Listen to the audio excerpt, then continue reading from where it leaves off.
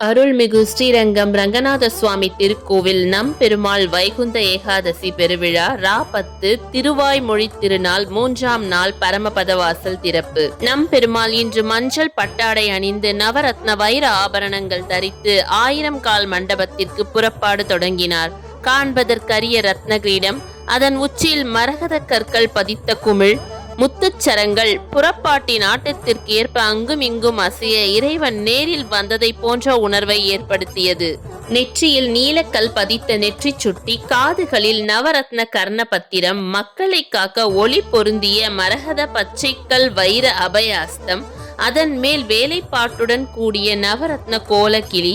மார்பில் பெரிய காசு மாலை, அதற்கு மேல் சிவப்புக்கல் ஆளிலை பதக்கம், இடையில் தங்க முடிச்சுக்களோடு இணைக்கப்பட்ட நவரத்ன ஒட்டியானம், மகரி நடுநாயகமாக வீற்றிருக்க அதை தொடர்ந்து சிகப்பு வெள்ளைக்கல் அடுக்கு பதக்கங்கள், தங்கப்பூன் பவளமாலை, இரட்டை வட முத்து மாலை, இடக்கையில் மக்களை காக்க நவரத்னம் பதித்த தண்டாயுதம், திருவடிகளில் தங்கத் தண்டையோடு இறைவன் பரமபத வாசல் திறந்து 1000 கால் மண்டபத்தை வந்தடைய